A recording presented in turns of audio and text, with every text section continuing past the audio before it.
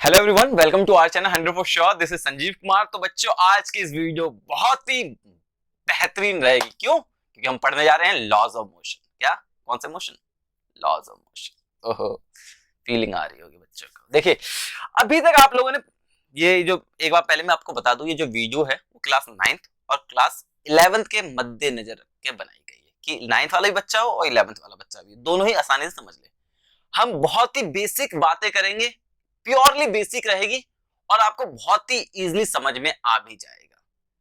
तो देरी ना करते हुए इस वीडियो को स्टार्ट करते हैं। अगर आप इस चैनल पर नए हैं तो जल्दी से जल्दी इस लाल बटन को सब्सक्राइब कर दें। समझ रहे आ रही ना बात? साथ में जानते हैं ना, शेयर करना ना भूलें। तो चलिए इस वीडियो को स्टार्ट करते हैं।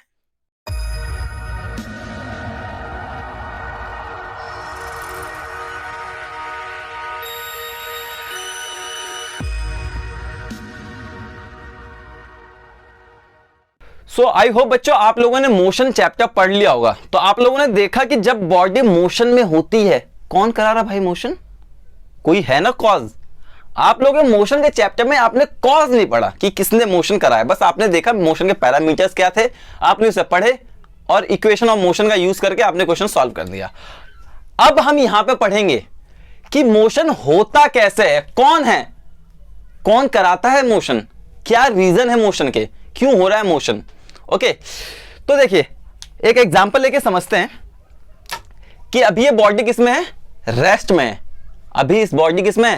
रेस्ट में। लेकिन अगर मैं इसे छोड़ दूं, बॉडी कहां चली गई? नीचे। भाई कैसे चली गई? अपने आप तो गई नहीं होगी। अब क्या आपके अपने जेब में अपने आप पैसे आ जाते हैं? कोई डालता है ना।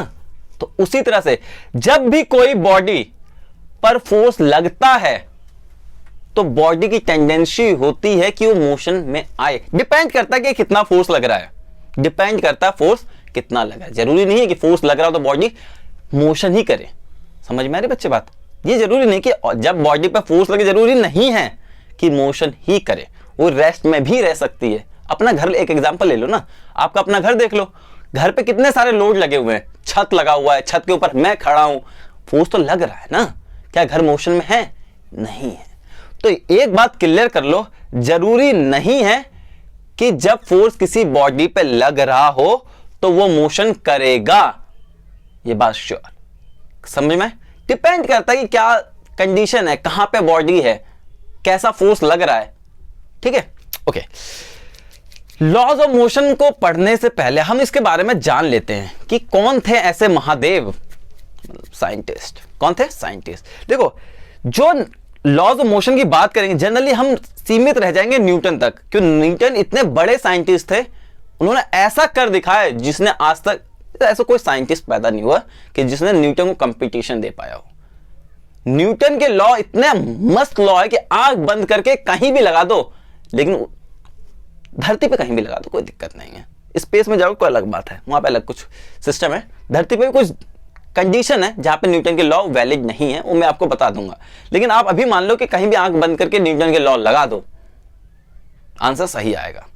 लेकिन टर्म्स एंड कंडीशन अप्लाई, मैंने बोला ना कहीं कहीं अप्लाई नहीं होते, वो भी बता दूंगा, लेकिन अभी इतना समझ लो। ओके, तो न्यूटन ऐसे बाबत हैं जिन्होंने इतनी रिसर्चेस की और हमें अपना फल दिया। 3 लॉ दिए उन्होंने, बहुत ही बेहतरीन लॉ दिए जिन्हें तहलका मचा दिया फोर्स के। इतने मस्त लॉ दिए, समझ में आ रही बच्चे?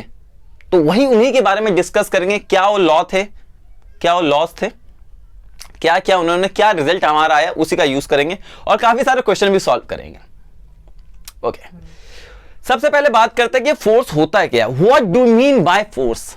कि फीलिंग ही नहीं आएगी तो मजा क्या आएगा पढ़ने में। फोर्स, फोर्स क्या? मोशन को, मोशन कौन कराता है? फोर्स कराता है, अपने आप मोशन नहीं होता, उसका कोई कॉज होता है। कौन है? फोर्स। अब समझते हैं कि ये फोर्स होता क्या है। देखिए, कभी भी कोई बॉडी किसी भी दूसरे बॉडी पे क्या कर रहा हो?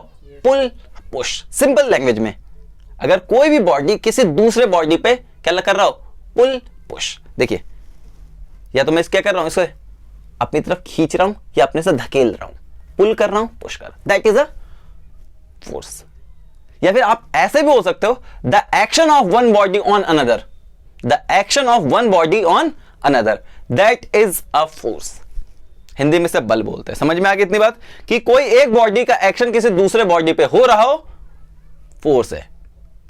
कोई एक बॉडी किसी दूसरे बॉडी को खींच रहा हो या धकेल रहा हो, वो भी फोर्स है। सिंपल सा एक कॉमन एग्जांपल ले लेते हैं अर्थ का। अर्थ क्या करती है, जितनी भी बॉडी अर्थ पे होती हैं, जितनी भी बॉडी अर्थ सरफेस पे होती हैं, धरती मां उसे अपनी तरफ बुलाती है। यहां पे मैं धरती को धरती मां ही बोलूंगा, अच्छा लगता है बोलने में। तो धरती मां अपनी तरफ खींचती है, क्या करती है, पुल करती है, पुल करती है, पुल। खींचना मतलब पुल करती है, वो भी तो फोर्स ही लगा रही है ना। इतनी बात समझ में आ गई। ओके, अब बढ़ते हैं न्यूटन के फर्स्ट लॉ। आपको ये बात समझ में आ गई कि फोर्स होता क्या है। जो मेरा वेट है दैट इज ऑल्सो फोर्स। धरती मां अपनी तरफ खींच रही है, वो भी तो फोर्स ही है। Weight is also force. अब बच्चे काफी कंफ्यूज हो रहे होंगे यहाँ पे कि भैया वेट कैसे फोर्स हो गया, वेट को तो हम केजी में नापते हैं। सब बताऊंगा बच्चे, बस देखते रहिए वीडियो। ओके, अब बात करते हैं न्यूटन का फर्स्ट लॉ। फर्स्ट लॉ देखो, न्यूटन साहब ने क्या कहा कि अगर कोई बॉडी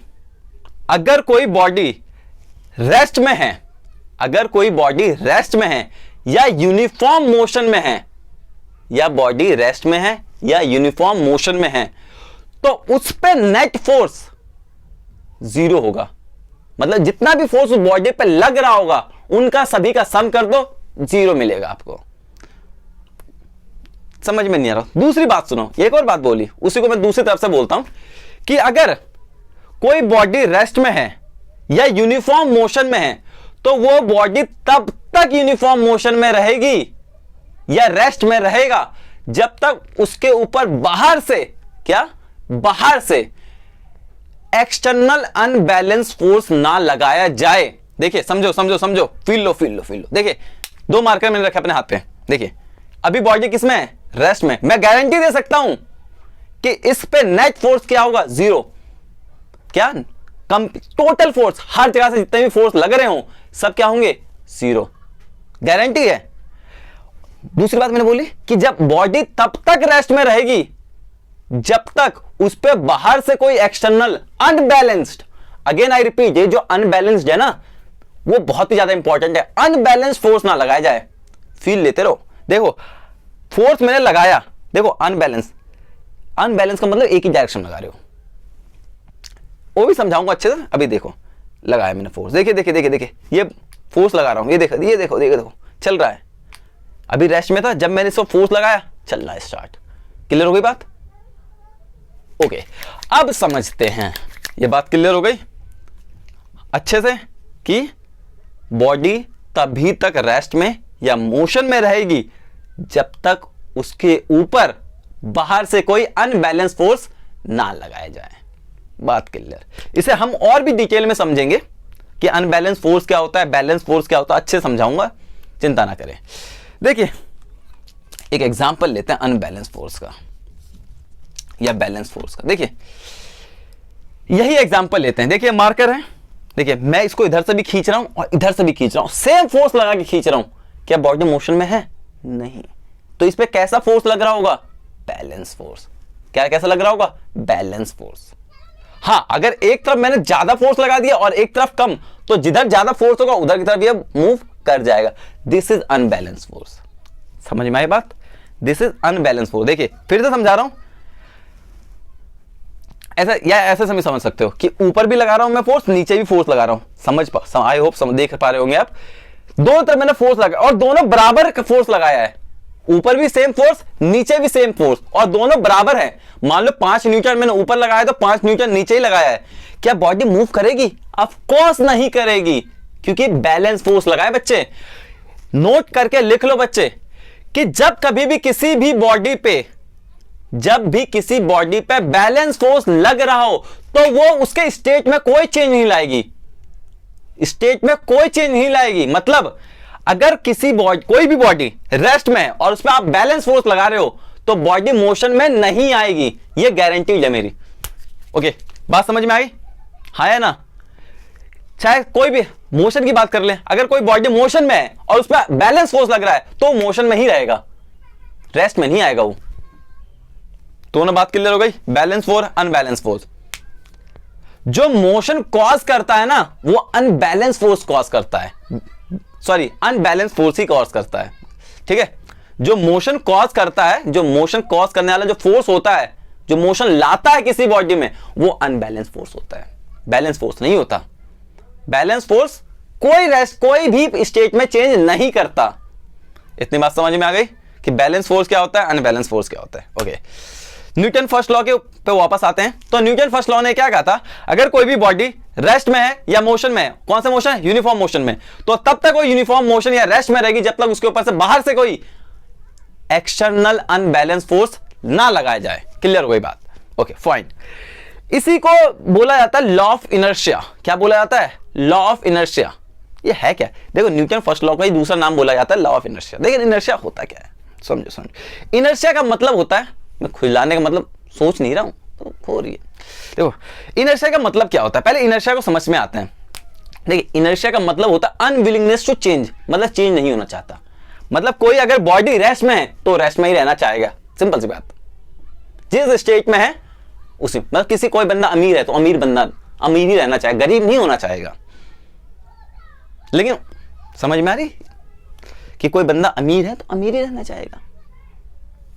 ये मतलब कोई बंदा सोते हो, ओहो नींद, मम्मी आके जगाती, मम्मी जाओ ना, जैसा आप हो वैसा रहना चाहते हो। अगर कोई बॉडी रेस्ट में है, रेस्ट में रहना चाहता है। कोई बॉडी मोशन में है, मोशन में रहना चाहता है। हाँ, अगर आपने उसमें कुछ चेंजेस लाने की कोशिश की, अगर आपने रेस्ट से मोशन में लाने की कोशिश की, तो बॉडी की एक प्रॉपर्टी होती है जिसको कहते हैं inertia. It is a property of body which resist change. समझ में आ रही है कि इनर्शिया क्या है? इट इज अ प्रॉपर्टी किसकी? बॉडी की, या ऑब्जेक्ट आप इसे कहते हैं, प्रॉपर्टी है जो चेंज को रेसिस्ट करता है, जो कहता है मैं नहीं बदलना चाहता। That's it. बात समझ? इसी को कहते हैं, this is law of inertia. मतलब कोई बॉडी रेस्ट में है तो रेस्ट में रहना चाहेगा, जो कोई बॉडी मोशन में है तो मोशन में ही रहना चाहेगा। एग्जाम्पल के तौर पे समझते हैं, जैसे बस में आप जब ट्रैवल करते हैं तो जब बस में ब्रेक लगता है तो क्या होता है, बॉडी आगे जाती है, इनर्शिया। समझ में आ रहा है? यस और नो? ये कभी देख लेना, बाइक चला लेना और ब्रेक लगा के देख लेना, आपकी बॉडी आगे चली जाएगी। अब इनर्शिया को नापे किसमें? देखो, inertia is measured by mass. आपके बॉडी में जितना ज्यादा मास है उतना ज्यादा इनर्शिया ज्यादा है, उतना ज्यादा इनर्शिया है। आई रिपीट, इनर्शिया को मास में मेजर किया जाता है। जितना ज्यादा मास होगा उतना ज्यादा इनर्शिया भी होगा। Inertia is directly proportional to mass, आप कह सकते हैं। ज्यादा मास ज्यादा इनर्शिया, कम मास कम इनर्शिया। और मास को किस में मेजर करते हैं? KG, kilogram. तो मास की एसआई यूनिट क्या होती है? किलोग्राम। एग्जाम में आते हैं, पूछ लेते हैं। ओके, अब एक अच्छे से एग्जांपल से समझते हैं इनर्शिया को। देखिए, मैं आपके सिंपल सा, एक छोटा सा बच्चा है, छोड़िए भी छोड़ दो, एक हाथी है और एक मेरे ऐसा मतलब पतलू तो हुई मैं, मेरे ऐसा इंसान, और आप दोनों को धकेल रहे हो। क्या करना चाहते हो? आप दोनों को पुश करना चाहते हो। पुश नॉट पुल, पुश कर रहे हो। अब मुझे बताओ कौन आसानी से धकेल जाएगा? मेरे जैसा बच्चा, मेरे जैसा इंसान, क्योंकि क्या है, मास कम है, इनर्शिया कम होगी।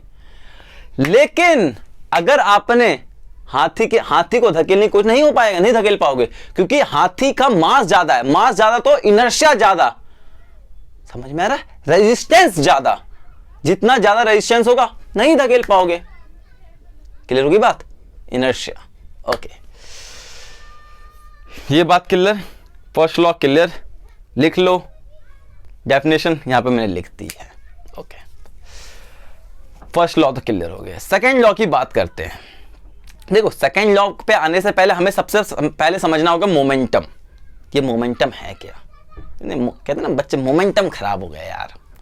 क्या हो गया? मोमेंटम खराब। पढ़ रहा था, किसी ने आ गया या डीजे बज गया, मोमेंटम खराब। ये है क्या मोमेंटम? देखिए, momentum is simply it is a product of mass and velocity of an object. किसी भी बॉडी का मास और उसकी वेलोसिटी का मल्टीप्लिकेशन ही मोमेंटम होता है। आई रिपीट,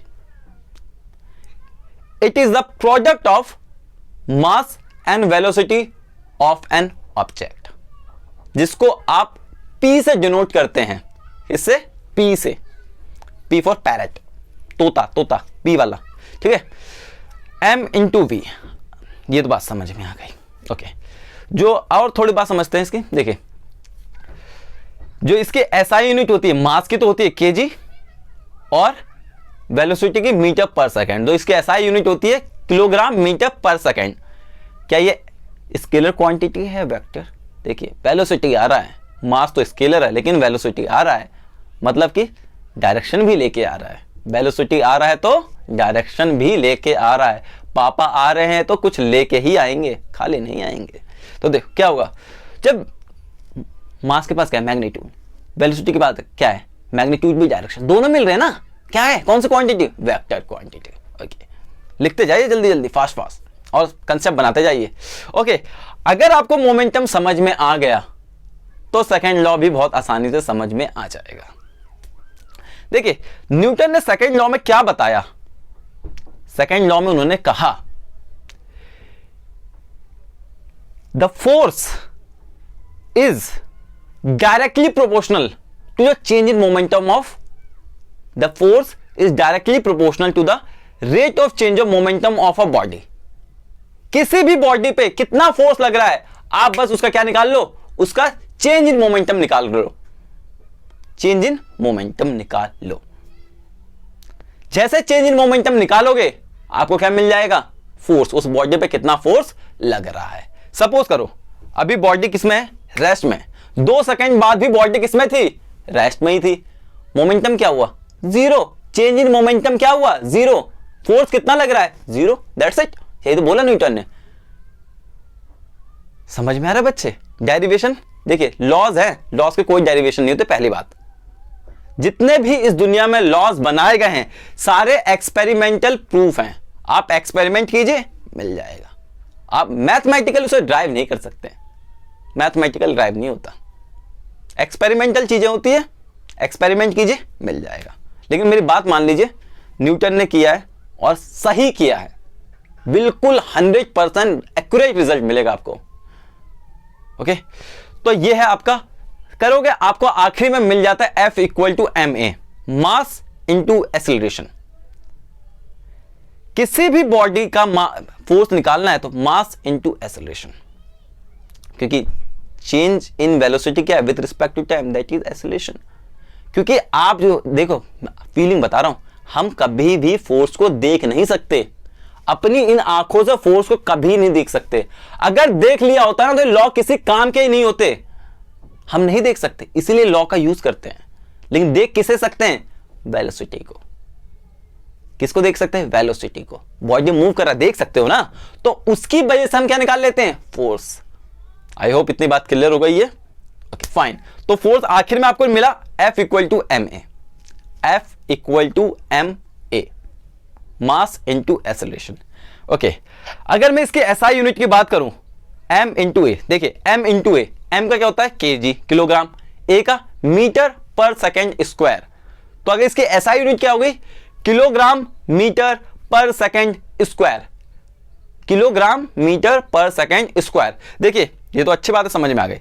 इसको दूसरे नाम से बोला जाता है क्योंकि न्यूटन ने काफी रिसर्च की, न्यूटन ने खुद प्रपोज किया ये लॉ, तो इसलिए फोर्स का नाम, फोर्स की जो SI यूनिट होती है वो न्यूटन पर रख दिया। फोर्स की दूसरा SI यूनिट क्या है, kilogram metre per second square ही न्यूटन है। इतनी बात समझ लेना, किलोग्राम मीटर पर सेकेंड ही Newton, kilogram metre per second square ही न्यूटन है। क्लियर। देखिए एक्चुअली होता है ना, बहुत जरूरी नहीं कि न्यूटन ने रिसर्च की हो, बहुतों ने रिसर्च की है, बहुतों ने रिसर्च की थी। न्यूटन की रिसर्च काफी अच्छी थी इसलिए हम उसे पढ़ते हैं, बाकी बहुत और भी थे, जैसे डी एलम्बर्ट भी थे, उन्होंने भी काफी रिसर्च की। आपने नहीं पढ़ा होगा, बेसिकली इंजीनियरिंग में पढ़ाते हैं, डी एलम्बर्ट प्रिंसिपल, उन्होंने भी की थी। तो दूसरी अगर SI यूनिट की मैं बात करूं, दूसरी फोर्स की, वो होती है डाइन। भूत वाला, भूत और चूड़े वाला डाइन नहीं है, DYNE, dyne. Are you getting my point, DYNE। इसे हम कहते हैं CGS यूनिट, दूसरा यूनिट है फोर्स की दूसरी यूनिट क्या होती है? Dyne. Are you getting my point? तो अगर हम रिलेशन समझे कि 1 न्यूटन और 1 डायन में क्या अंतर है, क्या अंतर है या क्या रिलेशन है, कौन उन्हें बीच में लिंक कर रहा है, तो देखिए बच्चे, जो 1 न्यूटन होता है, जो 1 न्यूटन होता है 10 की पावर 5 डाइन के बराबर होता है। मतलब कि 1 न्यूटन 10 की पावर 5 के बराबर होगा। स्क्रीन पे आपको सब दिख रहा होगा, लिखते जाइए। क्लियर हो गई बात। अब बात समझते हैं कि ये जो न्यूटन है, जो फोर्स है, वो क्या है, कैसा फोर्स है? फोर्स तो है ना, कैसा क्वांटिटी है? वेक्टर या स्केलर? Vector, scalar. यहां पे देखिए, मास, एक्सेलरेशन। एक्सेलरेशन कैसा क्वांटिटी है? वेक्टर। तो फोर्स भी वेक्टर क्वांटिटी है। क्या है? फोर्स भी वेक्टर क्वांटिटी है। क्लियर हो गई बात? अगर जो बच्चे 11th में हैं उनके लिए एक क्वेश्चन आ जाता है कि डायमेंशनल फॉर्मूला बताइए, डायमेंशनल फॉर्मूला बताइए। तो डायमेंशनल फॉर्मूला किसमें होता है? MLT और एक स्क्वायर ब्रैकेट होता है। मैं डायमेंशन की बात नहीं कर रहा, डायमेंशनल फॉर्मूला की बात कर रहा हूं। तो इसके जो डायमेंशनल फॉर्मूला होता है ML की पावर 1 और T की power -2, MLT -2। I hope clear हो गई बात। चलिए, 2 लॉज हमने समझ लिए। एक क्वेश्चन और आता है कि आप कैसे बताएंगे किसी भी बॉडी पे 1 न्यूटन फोर्स लग रहा है। बहुत बार क्वेश्चन आया 9th में भी 11th में भी कि आप कैसे कहेंगे डिफाइन 1 न्यूटन फोर्स, कैसे डिफाइन करेंगे? तो देखिए, सिंपल सा, कोई बॉडी जिसका मास 1 kg हो और वो 1 मीटर पर सेकेंड स्क्वायर से एक्सेलरेट कर रहा है। If a body having mass of 1 newton is accelerating by 1 metre per second square, we can say that body subjected to 1 newton force. मतलब कि उस बॉडी पे 1 न्यूटन फोर्स लगा है। ये बात क्लियर हो गई। ओके, नाउ न्यूटन के 3rd लॉ की बात करते हैं। काफी बच्चों को बहुत आसान लगता है, every action has equal and opposite reaction. अरे भाई, ये एक्शन रिएक्शन है क्या, बताते हैं। तो ये सिंपल सा स्टेटमेंट लिखा है, to every action has an equal and opposite reaction. ये एक्शन रिएक्शन की बात हुई है। अब ये एक्शन रिएक्शन है क्या? देखिए, एक्शन और रिएक्शन दोनों ही फोर्स हैं। एक्शन और रिएक्शन दोनों ही एक फोर्स ही हैं। दोनों क्या हैं? फोर्स हैं।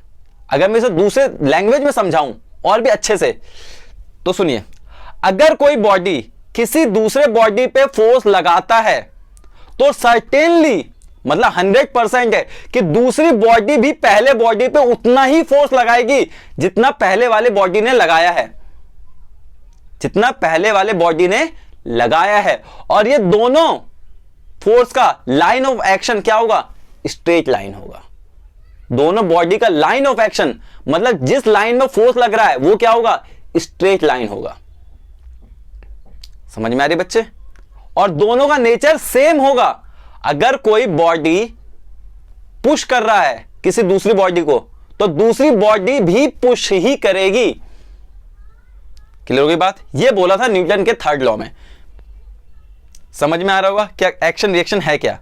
और एक बात याद रखना बच्चे कि जो एक्शन और रिएक्शन जो पेयर है, एक बॉडी पे नहीं लगता, 2 अलग अलग बॉडी पे लगेगा। 2 अलग अलग बॉडी पे लगेगा। जैसे धरती मां मुझे खींच रही है ना अपनी तरफ, मैं भी धरती मां को उतना ही फोर्स से अपने तरफ खींच रहा हूं। सिंपल सी बात, समझ में? सिंपल एक और एग्जांपल लेते हैं। जब कोई गन से बुलेट फायर होता है, जब गन से कोई बुलेट फायर होता है, जितना फोर्स बुलेट पे लग रहा है उतना ही फोर्स गन पे भी लगता है। उसी को हम कहते हैं रिकॉइल ऑफ गन। छोड़ो ना, ऐसे मारते हैं झिशके, तो हमें क्या करता है? हाथ हमारा पीछे आता है, क्योंकि एक्शन हुआ बुलेट पे और रिएक्शन किस पे आया? गन पर। This is action and reaction. I hope आपको समझ में आ रहा है। तो ये हमने बस समझे कि न्यूटन के तीनों लॉ कैसे हैं। नेक्स्ट वीडियो में हम समझेंगे, मैं आपको बोर्ड पे समझाऊंगा एक एक बातें कि first law, second law, third law, पूरे डीप में समझाऊंगा, कंसेप्ट बनेगा। और माय डियर फ्रेंड, एक बात बता देता हूं, जितना भी मैकेनिक्स का पोर्शन है ना 11th में, ये इसी से सॉल्व हो जाएगा। बस अगर आपके ये तीनों कंसेप्ट अच्छे से पकड़ बना रखी हो आपने। तो नेक्स्ट वीडियो में मिलेंगे और अच्छे समझेंगे इन तीनों लॉ को, एग्जाम्पल के साथ क्वेश्चन भी करेंगे। तो तब तक के लिए बाय बाय। लेकिन एक बात, मेहनत बहुत लगती है बच्चों। लाइक, सब्सक्राइब, कमेंट, जैसा भी आपको कोई क्वेश्चन हो कमेंट कर दीजिए। आपको वीडियो अच्छा लगा तो भी कमेंट कीजिए, वीडियो अच्छा ना लगा हो तो भी कमेंट कीजिए। तो मिलते हैं नेक्स्ट वीडियो में, तब तक के लिए tata bye bye, see you soon, have a good day.